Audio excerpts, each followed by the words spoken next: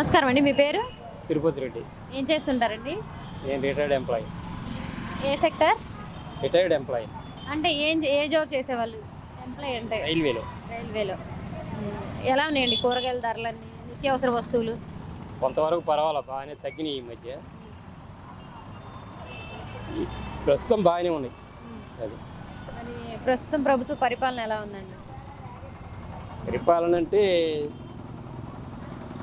పర్వాలేదు, not bad. అది అంటే ఇంతకు ముందు మీరు జాబ్ చేసేవాళ్ళు కాబట్టి మరి అప్పటికి ఇప్పటికి ఏమైనా తేడా ఉందా? ఇప్పటికి రేట్లు అలాగే ఉన్నాయి, శాలరీస్ అలాగే ఉన్నాయి, పెరిగింది ఏమీ లేదు, తరిగింది ఏమీ లేదు. అంటే మీరు ఫస్ట్ జాయిన్ అయినప్పటి నుంచి కానీ అంటే అన్నేళ్ల సర్వీస్లో కానీ ఇప్పుడు కానీ? జాయిన్ అయినప్పుడంటే అప్పుడు ఎంత మా శాలరీ 300 ఉండేది, మరి దిగిపోయేటప్పటికి 30,000 అయింది. మరి అప్పుడు రేట్లకి అప్పుడు సరిపోయింది, ఇప్పుడు రేట్లకి ఇప్పుడు సరిపోయింది. ఇప్పుడు ఎంత ఉంటుందండి స్టార్టింగ్ మీకు? ఇప్పుడు ఎంత, ఇప్పుడు 20,000 ఉండొచ్చు, అవగాహన లేదు కానీ 20,000 ఉండొచ్చు. అంటే అప్పుడు అలా ఉన్నాయి కాబట్టి అలా ఉన్నాయి రేట్లు, ఇప్పుడు ఇలా ఉంది కాబట్టి ఇలా ఉంది. ప్రతిదీ అంతే కదా. మరి అప్పుడు ఏంటి, పావలా ఇస్తే కాఫీ ఇచ్చేవాళ్ళు, ఇవాళ కాఫీ 10 రూపాయలు అయింది. దాన్ని బట్టి మరి ఇప్పుడు అన్ని రేట్లు పెంచేశారు, ధరలు బాగా అంటే ఈ సంక్షేమ పథకాలు ఇచ్చేసి ప్రభుత్వం బాగా ధరలు పెంచేసిందని అంటున్నారు కదండి ప్రతిపక్షాలు. ఇవి పెరిగినాయి అవి పెరిగినాయి కదండి. రేట్లు సామాన్యుడికి అందుబాటులో లేవు, కరెక్టే. కానీ ప్రస్తుతం అన్ని రేట్లు అలాగే పెరిగిపోయినాయి. భూమి రేట్లు చూడరండి, ఒక్కసారి 10,000 ఉన్నది 1,00,000 రూపాయలకి వెళ్ళిపోవాలా. మరి అంటే ఈ ఆదాయం పెరుగుతుంది కాబట్టి ఖర్చులు కూడా పెరుగుతున్నాయి అంతే. మరి కానీ ఇక్కడే అంటే జగన్ వచ్చిన తర్వాత ఇవన్నీ పెంచేశారు మన రాష్ట్రంలో అని చెప్పేసి అంటున్నారు కదండి. అంతకుముందు 70 రూపాయలు 80 రూపాయలకి వెళ్ళిపోవాలా ఉల్లిపాయలు, ఎప్పటికప్పుడే. అది ఆ పరిస్థితులను బట్టి ఒకసారిగా ఉల్లిపాయ మార్కెట్ ఇది బ్లాక్ చేసినప్పుడు ఏమవుతాయి, పెరిగేసారు. యాజ్గా నడిస్తే ఏమీ ఉండదు. మరి పథకాలు ఇచ్చేసి జనాలను సొంగరపోతులు చేస్తున్నారు అంటున్నారు, అది ఎంతవరకు అంటారు? అది కరెక్ట్ కాదండి. మరి ఆయన సోమరపోతులు చేస్తున్నాడు, ఇవి వచ్చి ఆయన మరి ఎందుకు నేను ఇస్తానంటున్నాడు? ఎవరి కాళ్ళు పోటీ ప్రపంచం అది, ఇది అంతే.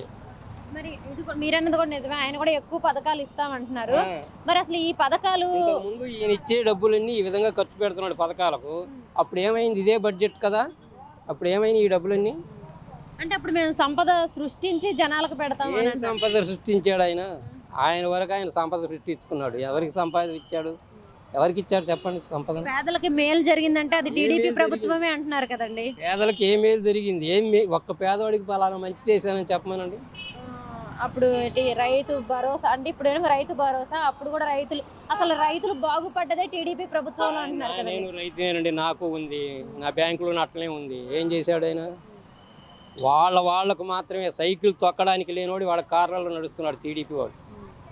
నా కళ్ళ ముందు వీడు ఎట్లా బతుకుతాడా అనుకున్నాడు, వాడిని చూడడానికి నాకు ముఖం చాలట్లా పరిస్థితి.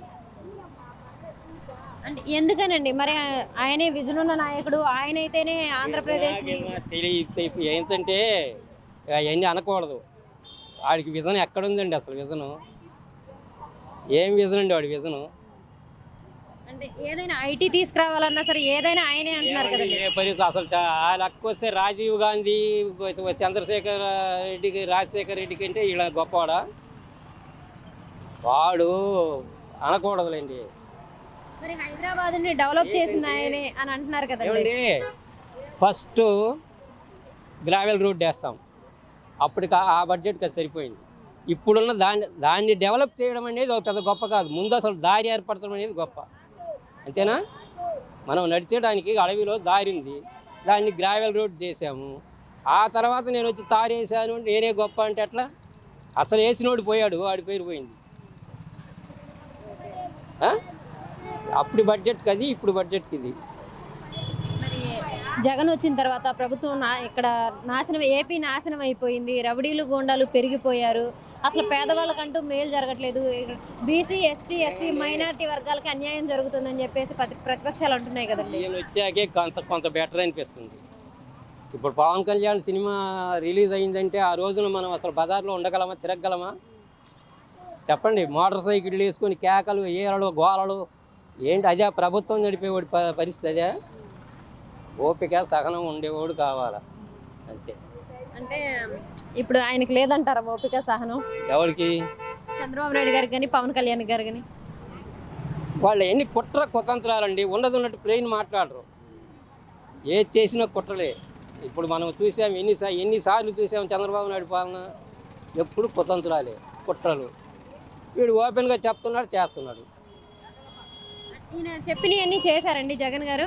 కొన్ని చేయలేకపోవచ్చు, అన్ని 90% చేశాడని అనుకుంటున్నాం. మరి రాబోయే 2024లో ఎవరు వస్తారనుకుంటున్నారండి? అది ప్రజలే నిర్ణయించాలి, మనం ఏం చెప్తాం.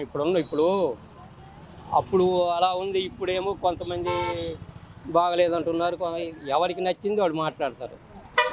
మరి అదేవిధంగా ఇప్పుడు షర్మిల గారు కూడా కాంగ్రెస్లోకి వెళ్ళారు, మరి ఇక్కడ ఆవిడ కూడా పోటీ చేస్తారు. చెప్పాలంటే ఆమెకు అనవసరం అండి. సైలెంట్గా ఏదో పార్టీ పెట్టి ఏదో పేరు తెచ్చుకొని ఎందుకండి ఆమెకు? మరి ఇక్కడ ఓట్లే ఆమె జగన్ నుంచి వెళ్ళిపోవడమే ఆమెకు మైనస్ పాయింట్. ఓపిక పట్టి అట్లాగే ఉంటే కొన్నాళ్ళు చూస్తే ఏదో ఛాన్స్ ఇచ్చేవాడు. నీకు ఇంట్లో దానికి అంత ఇదిగా ఉండి వెళ్ళిపోతే ఏం చేయాలని? ప్రజలు ఒకసారి ఎప్పుడైతే వైఎస్ రాజశేఖర రెడ్డి జగన్ని ఇదైపోయారో, ఇప్పుడు నువ్వు షర్మిల కాంగ్రెస్సే అసలు చంపింది వైఎస్ రాజశేఖర రెడ్డి. మరి ఇప్పుడు ఏమైనా ఓట్లు చీలతాయి అంటారండి ఏపీలో ఆవిడ పోటీ చేస్తే? జగన్కి ఏమైనా మైనస్ అంటారా? ఏం రాదు. మరి అదేవిధంగా మొన్న కేసినేని నాని గారు రాజీనామా చేశారు కదండి ఇక్కడ ఎంపీగా. కేసినేని అంటే కేసినేని చాలా ఓపిక పట్టాడు. దగ్గర 1 ఇయర్ నుంచి చూస్తున్నాం కదా, చాలా ఓపిక పట్టాడు. ఈ లోకేష్ వచ్చాక చంద్రబాబు నాయుడు మతి భ్రమించి వాడు ఏదేదో చేస్తున్నాడు. జనాలకు అంత ఇదిగా లేదు. అంటే కేవలం ఆయనకి సీట్ ఇవ్వకపోవడం వల్ల ఆయన రాజీనామా చేశారండి? అదే కాదు, అసలు అతన్ని చాలా చోట్ల చాలా ఇదిగా వ్యతిరేకించాడండి. కేసినేని నాని గారు ఆయన ఓపిక నశించి బయటకు వెళ్ళిపోయే పరిస్థితి ఇచ్చారు. కేసినేని నాని గారు అంటేనే పేదల్లో తిరుగుతారు, మంచి వ్యక్తి అని చెప్పేసి కూడా పేరుంది విజయవాడలో. మరి ఇప్పుడు ఆయన వైఎస్ఆర్ కాంగ్రెస్ పార్టీలోకి వస్తున్నారు అని అంటున్నారు. నెగ్గుతాడండి, ఏ పార్టీలోనూ నెగ్గుతారు. ఒకవేళ ఆయన వైఎస్ఆర్సీపీలోకి వస్తే ఆయన ఎంపీకి ఇక్కడ పోటీ చేస్తే గెలిచే అవకాశం ఉందంటారండి? గెలుస్తాడు.